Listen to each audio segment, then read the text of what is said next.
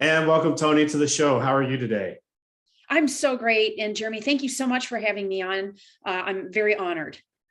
I appreciate you taking the time to do this. I know you're busy, and you're part of Mike's inner circle as well. So that's the way we've been able to connect, and so many great people that come into that room and space. And Toni, I want to talk today about just a little bit about your journey. You've obviously had a huge amount of success with a company called MONAT. And I want you to talk a little bit before that, though. I know you were in the restaurant industry and you've been an entrepreneur all your life. Tell us about that journey and how it led you to this big opportunity. I actually started working in restaurants when I was 15 years old, and I was working full-time work weeks and doing pretty well in school. School just wasn't my thing. It was just, for me, boring. So I poured a lot into my work ethic also. I learned really that from my dad. My dad had a job for many or various jobs, but in his industry that he loved. And I think that that's where my work ethic comes from. My dad he worked for big corporations though. And even though that I had eventually been working for a huge restaurant corporation, was running restaurants, opening new restaurants for a big chain. And I loved it, but I started having children, and that schedule just doesn't work very well when you're working random hours, 70 to 80 hours a week. And, I did it through the birth of my first two children. By the time I got pregnant with my third child, I was like, I can't do this anymore and be present and be at home. So what I did is I had PTO and I had maternity leave and I had time built up. And I also had, a medical issue with working so much with being pregnant with our son. I had to like literally reinvent myself. So we started brick and mortars at the time. We had two of them. I had a really successful, busy lawn service and also a daycare. So I ran the books, and then my ex-husband ran the cruise for that. And then also, had two assistants and had a daycare. So, that entrepreneurial spirit came very early on. And so the one thing though, I didn't understand about my industry that I'm in now is that how it truly does help. And it helps literally anyone. And it's all about leverage. So I got started when the big three car companies, because our business was outside of Detroit, Michigan. When they hit that first recession, half of our lawn service accounts were gone overnight. And we did well. We did well. We ran two crews. We were bringing in, a really stable, 6 figures in our business. And it was like, poof, half of our accounts were gone overnight. So I kind of thought very quickly on my feet. Actually, one of our best lawn service clients, and also she had sent us a ton of referrals, got started in a personal care products company. Now, mind you, I'm going to date myself. This was over 20 years ago. And I've been involved in the industry in some capacity ever since. That first company I was in for 8 years, then they changed their formulations, and I couldn't, if I can't use the product, if I'm not passionate about it, you really will not hit your stride in this industry of network marketing. So be that as it may, I was with another startup for 6 years from inception until the end. The owners just got really greedy and were taking more and more money out of our pockets, and that didn't sit well with my integrity. So I decided right before they closed, and unbeknownst to me, who I was, and everything, my trust, my honesty, my integrity. And you'll hear me say that word a lot, only because, especially in the industry that I'm in now, that if you don't have trustful relationships, is that you're never going to be, in almost any sales role, right? People will do business with you because they know, like, and trust you. And we've said this for years. So through that transition, that opened, that closed, I had about 1.5 years, 2 years. I tried to start up my own direct sales company with another partner. That turned out horrible. I ended up losing almost $15,000 in that deal. And, we were struggling. I hadn't had a steady income coming in. And then my husband at the time was a civil engineer. And by then we had moved to Chicago, building roads and bridges there, and he got his per diems cut. And so then half of his income has gone overnight. I don't have an income coming in at all. To the point where, my husband was like, you have to do something. I don't care whether you go back behind the bar and, you bartend a couple of nights a week, but you have to do something. Right. And my whole primary thing, Jeremy, was, me being a mom and me being unemployable, because, once you have that even that little sliver of entrepreneurism, it's really hard to go back and work for somebody else. And not only that too, people will pay you just enough for them to get rich off of you and for you to get by. And so, even though I was on my third interview for a job, oh boy. And then, MONAT fell into my lap actually. And, somebody introduced me to someone that was working at the home office, and it was all on paper. We didn't have products to try. We didn't have samples. We didn't have marketing materials. We had basically a one-page landing page. And I committed to this even before I tried the product, which for me, that's very unusual to do, because I have to make sure that I am involved and I am 100% all in. But what I did know is the caliber of professionals that they had, with the Urnetta family and their track record in the industry, and also our president, Stuart McMillan. And then Rita Davenport, who is an icon. She had her own TV show. She had been VP of a huge company for many, many years. And then, now she just coaches, speaks, trains, and does all that kind of stuff. And she's been around forever. And they had actually invested into Rita Davenport teaching, coaching, and training with us. That was a huge deal for me. And I had known Rita for many, many years, not personally until we started in MONAT, but knowing that they had invested this upfront, and, Stuart kept telling me, Toni, it's going to be the best product you've ever used. He goes, my wife loves it. The Carolina Urnetta, who is Ray's wife, he's the owner. She, was one of the road testers. I mean, that's all we had. We had the home office staff, and we had 11 of us that really ran with this in the beginning in September of 2014. And, we just got a unmarked box with one bottle of shampoo in there and a bottle of conditioner and our signature Rejuvenique oil. And I'm like, I've been green and clean for many, many years. Nothing, clean, safe, effective, non-toxic products were not, a stranger to me. So I've done that research for a very, very long time. And we've been living that way. So I was like, oh, this is just too good to be true. So my husband's mom actually comes from that background. She owned 2 salons. She was a stylist for many, many years. And as soon as we got that box back in August of 2014, and we both tried the shampoo and conditioner, I just knew that this was going to be completely incredible. And so it really was on a wing and a prayer. We launched with 9 products. We had just that opportunity. Our goal was to do $1 million in our first year. And we did $25 million just in the US, just based on, those 9 products. We didn't launch outside of our country until 13 months later. And so I knew the very first month that we launched this, that it was going to be incredible. And, you had to take that gamble because there was nobody doing that in our space, in network marketing. And, for a lot of products that are playing in the clean beauty space, they have the clean ingredients, but it's their efficacy it just sucks. So, we actually, created this product that is green and clean, it's non-toxic, and it actually works. So, since then, I want to ask you a question, because there's a lot to unpack there. And one of the things that stood out to me was you went through a lot of trials before you got to this huge success. And I heard the word reinvent. And I know our listeners that are listening to this, they're entrepreneurs, they're looking to build businesses, or maybe they have businesses.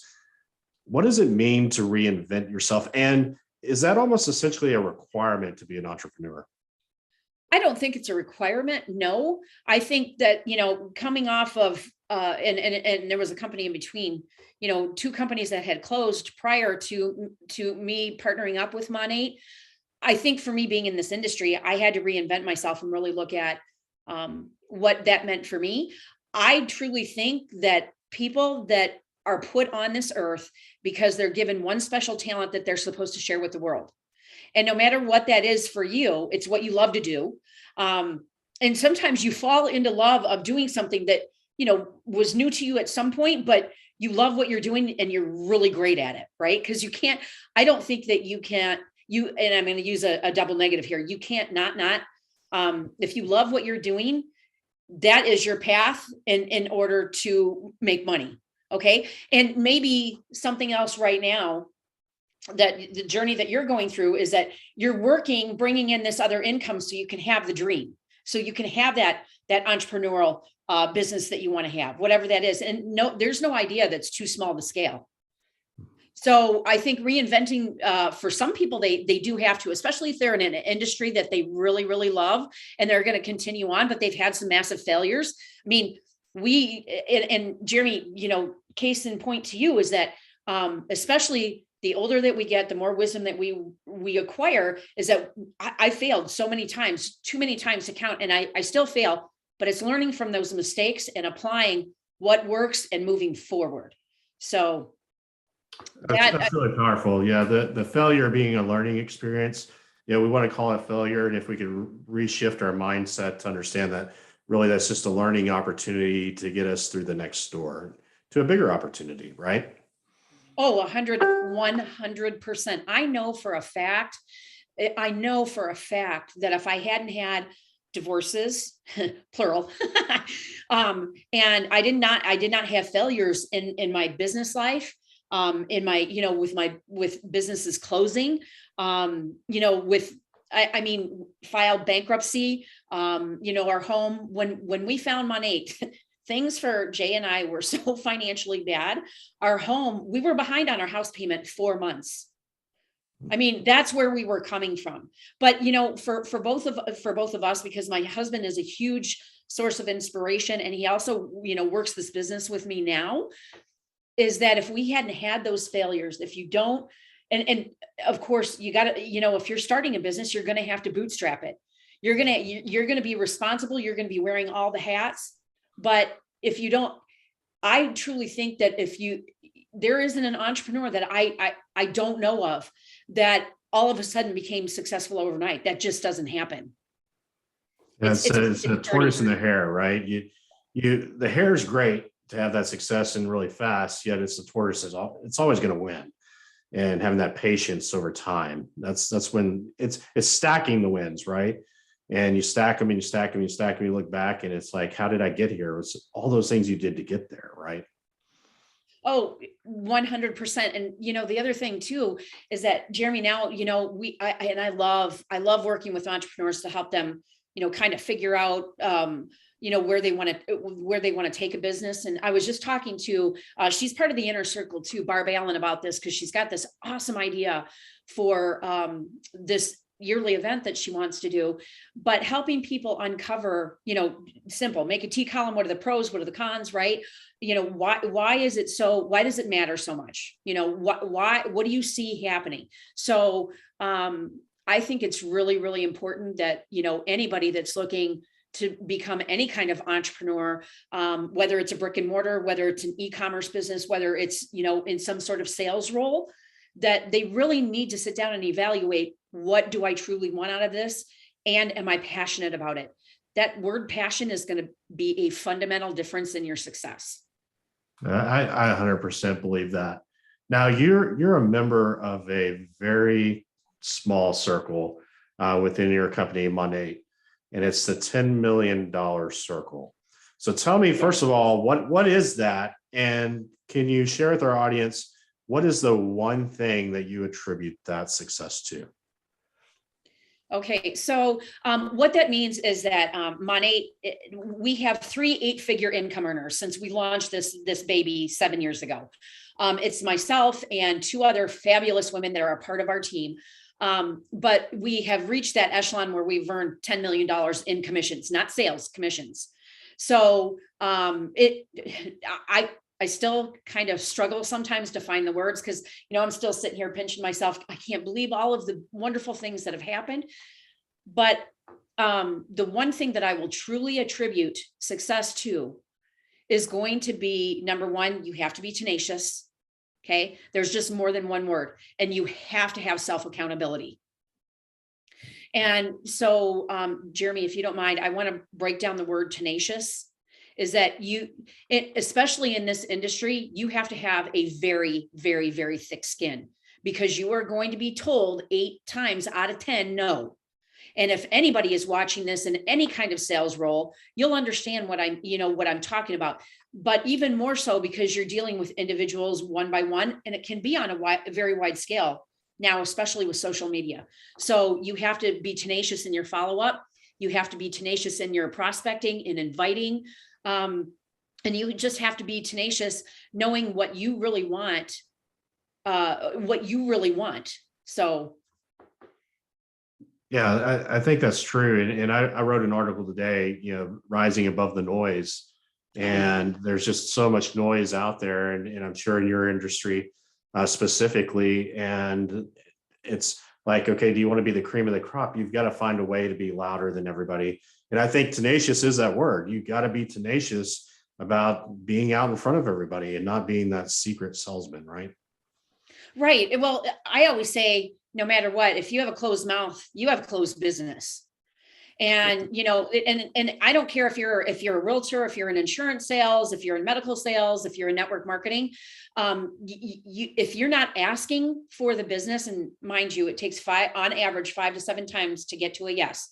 And the higher the ticket item, the more exposures you're going to need, and I'll give you an example, and this might fit in very well with what you do.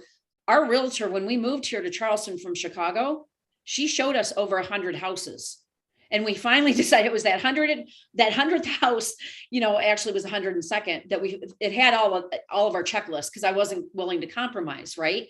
So, it's going to be based on exposures and also too, building. And again, we're really professional relationship builders. Yeah, I think, and that's a lot of sales business, right? It's not about the transaction. It's not about units. It's not about volume. It's about relationships, because in the end, the relationships will take care of everything. No, absolutely. They are emotional transactions. And how many deposits are you going to make into a person? I mean, people have an emotional deposit account. Yeah, absolutely.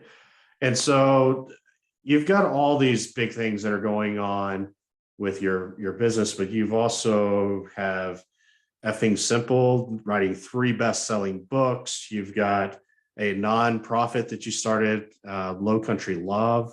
You're doing all these other things too. You're John Maxwell certified as a coach. Why do you go beyond just the business? Jeremy, because I'm always looking to be better the next day. And just like, especially, there's a small group of us that get personally mentored by John Maxwell himself. And 3 years in, we still make that investment because we've seen how much it grows, and everything. And this is what Mr. Maxwell says, everything rises and falls on leadership. And so even though I have been listening to John for 15 years, still listening to him, I still learn from him so much. It's because of your experiences are different. And, the older you get, the more wisdom you acquire.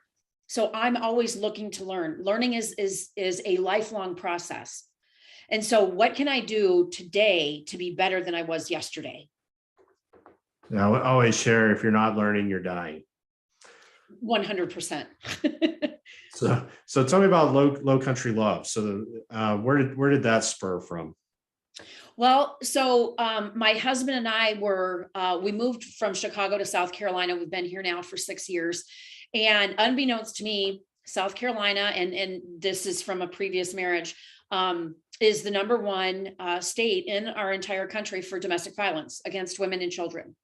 So being that I had experienced some of that myself, I said, how can we have a more direct impact on a grassroots community? Because ever since day one, we started this, 7 years ago, is that, our foundation was to be rooted in gratitude, be rooted in giving back, because there's so much more that the universe provides, for you when you give freely. And so I was looking at my husband, and we had a friend, her entire house burnt down to the ground. They lost everything. And I'm like, how can we make more of an impact? How can we raise funds for people that are in certain situations and be able to have, okay, instead of having it go through a major fundraiser, I want to be able to give back to those people that are in need like that, especially here in the Lowcountry.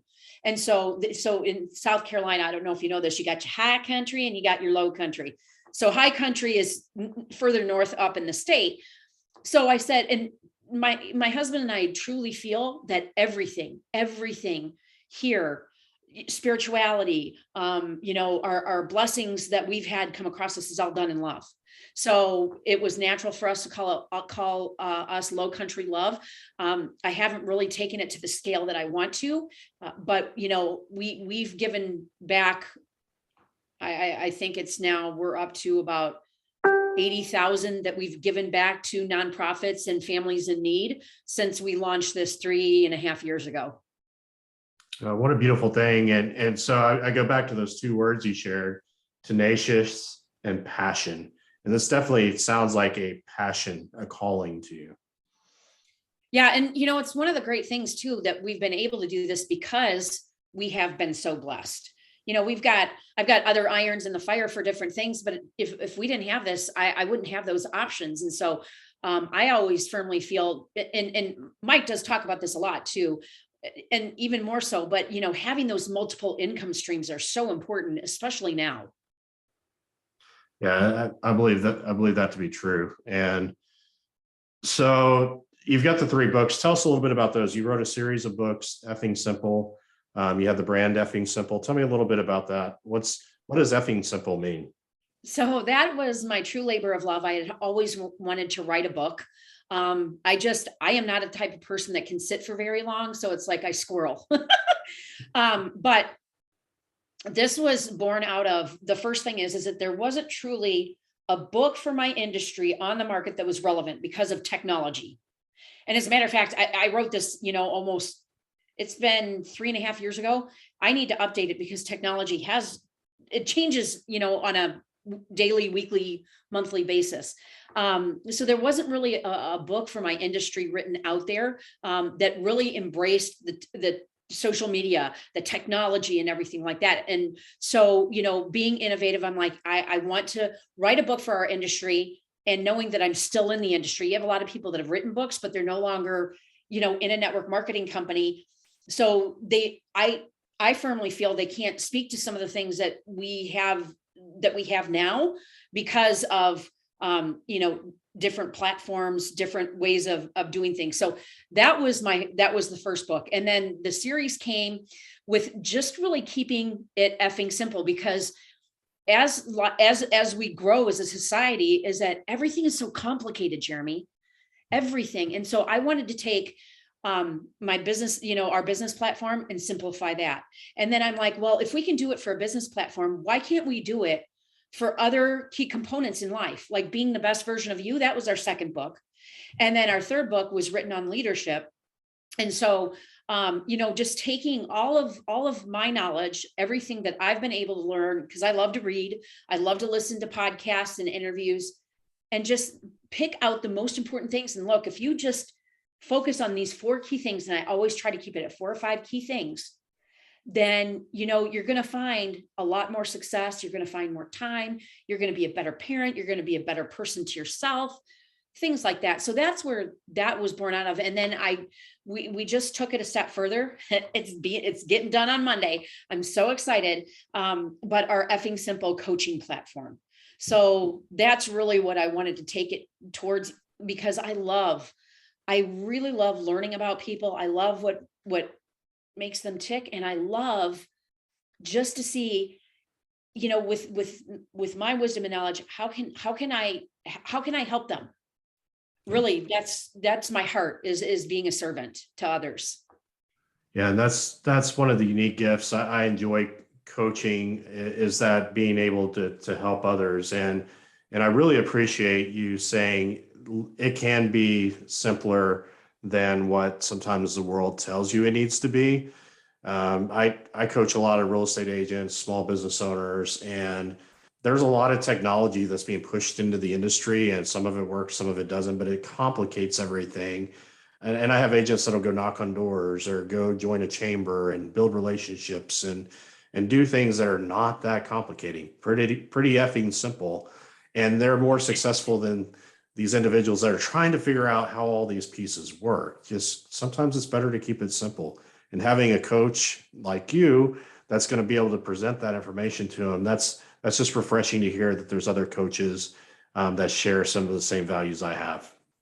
No, 100%. And, so mine right now is industry specific to network marketing. Like I said before, there aren't a lot of people that are actually in a company that are in the thick of it. They've moved on from their career. So I'm really looking at coming from it. It's actually relevant because I'm in the thick of it. Yeah, that makes sense. So yeah. And I think that makes a fundamental difference. I mean, the one thing is that when you've done it before and you're still present, it gives you a separate sense of authority. Absolutely. Absolutely. So we have entrepreneurs that are listening to this call, or somebody that maybe in that corporate world that's ready to cut off and strike out on a new venture.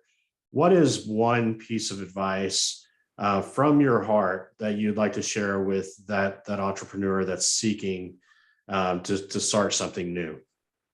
I think they need to look at it from a point of self-validation. If they're waking up in the middle of the night and they're thinking about it, or they wake up the next morning and they're thinking about it, that I firmly feel that those are angel winks, that's the direction that you need to go in. It's kind of like also too, when someone comes to mind, like you're just sitting there, you're going along with your day and someone pops into your head, or you have this idea. Okay.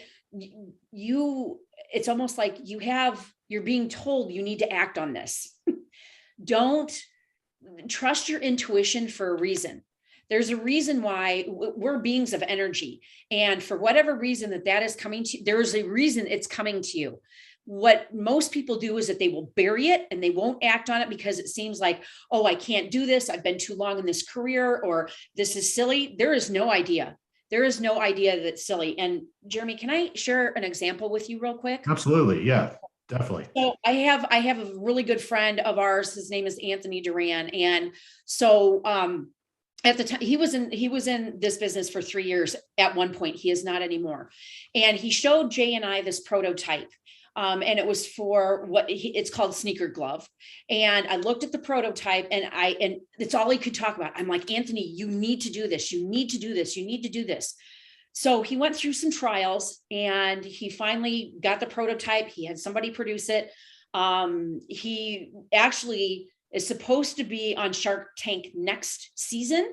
But he's in over 100 retail stores right now because Jay and I we kept pushing him. And sometimes you need people to push it. And even though he's a really good friend of ours, we saw the value in it and he kept talking about it. I'm like, dude, you need to do this.